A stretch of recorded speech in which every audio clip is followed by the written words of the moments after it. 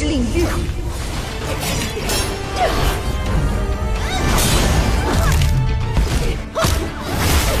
蛛网束缚，蛛网。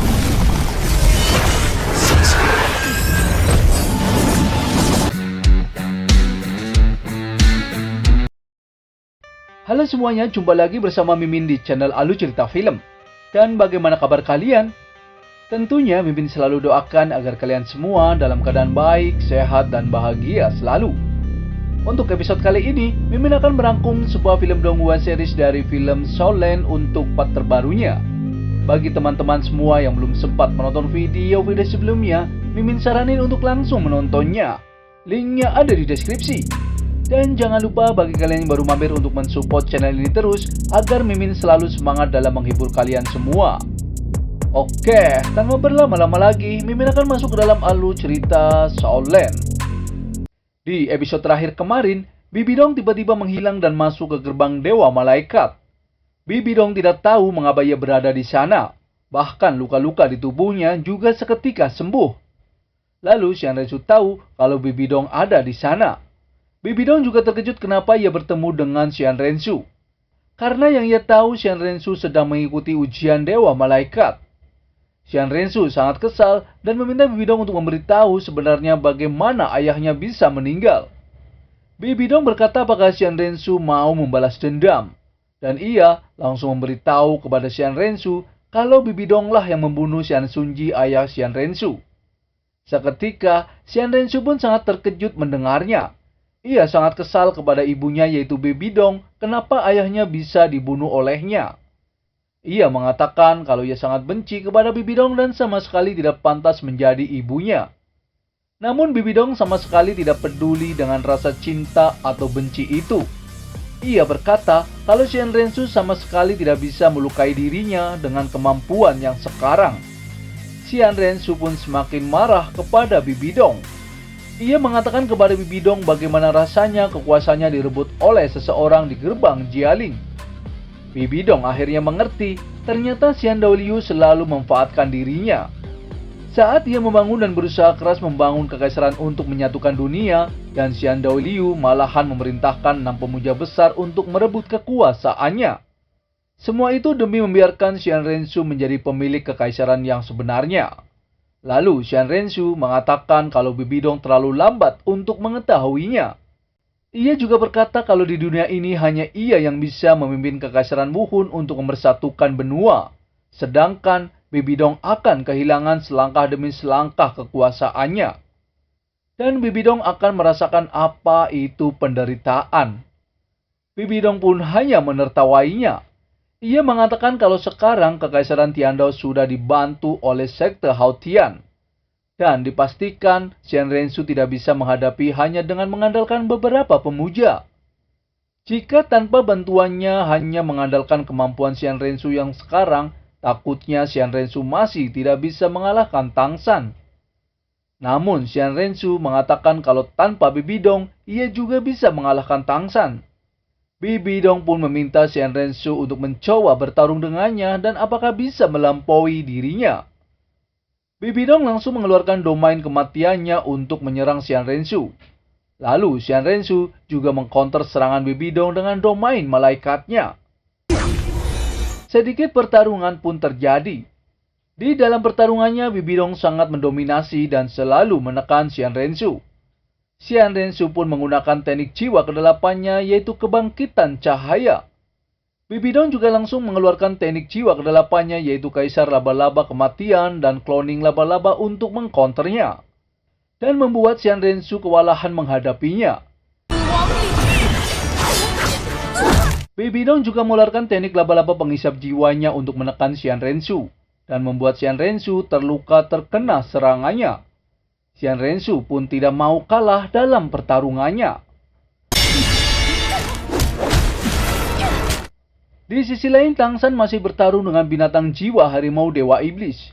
Tang San tahu kalau monster tersebut menyembunyikan kekuatannya saat mengujinya. Dan Tang San harus bisa membuat monster tersebut mengeluarkan tekniknya. Jadi Tang San pun mengeluarkan teknik jiwa ketiganya yaitu kekangan jaring laba-laba untuk menyerangnya. Namun harimau iblis itu dengan mudah mematahkan serangan Tang San. Tang San tahu kalau monster tersebut memiliki atribut angin dan atribut iblis, dan menjadikan serangan jaring laba-labanya mudah dihancurkan.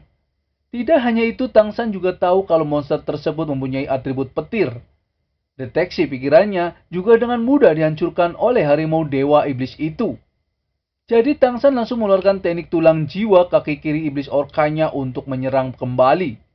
Namun karena monster tersebut memiliki atribut angin dan petir, jadi membuat serangan Tang San tidak ada yang bisa mengenainya.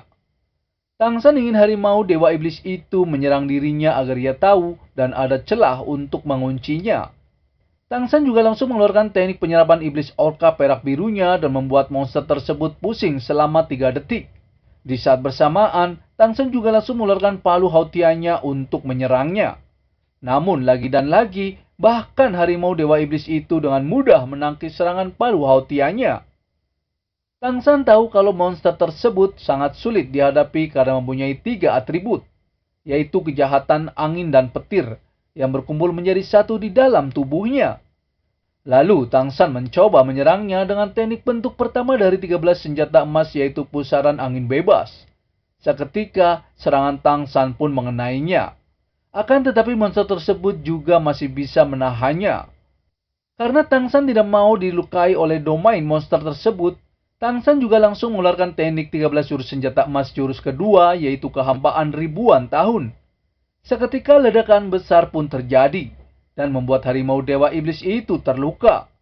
Tang San mengatakan kalau dari kultivasi monster tersebut masih kalah banyak darinya. Di saat monster itu terluka, Tang San ingin mengumpulkan kekuatannya dan akan segera mengalahkannya. Tang San pun mengeluarkan teknik cakar pelambat piton banteng langit birunya. Namun seketika monster itu bangkit kembali dan menangkis serangan Tang San, dan membuat Tang San kewalahan. Tang San pun terjebak oleh teknik harimau dewa iblis itu. Tang San mengira kalau ia terjebak di domain kedua harimau dewa iblis. Ia tahu kalau harimau dewa iblis itu sangat cerdas dan terus-menerus menjebak dirinya. Dan semua itu ternyata Tang San telah melakukan kesalahan, yaitu setelah ia memakai 2 teknik besarnya dan menjadikan monster tersebut mengeluarkan semua kekuatannya. Ia juga tidak seharusnya memakai teknik daming yang menjadikan monster itu tahu kalau Tang San akan menyerangnya.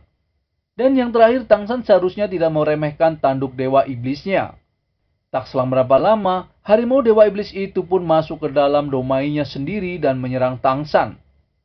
Dan ternyata Tang San telah masuk ke dalam arena duel teknik hidup dan mati.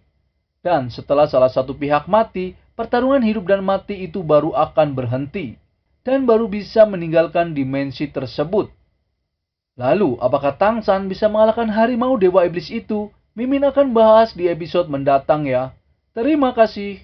I don't ever slow up, no I don't take shit. I got no love for the fakeness. If you wanna play tough and wanna hate this, I'll always show up.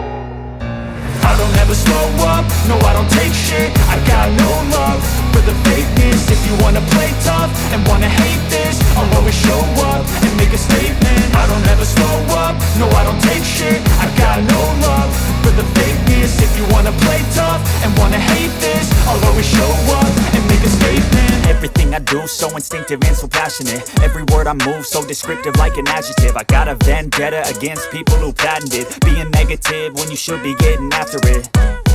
I got facts over tracks, this and that. Spitting slow, spitting fast. I could roast, I could gas, think I'm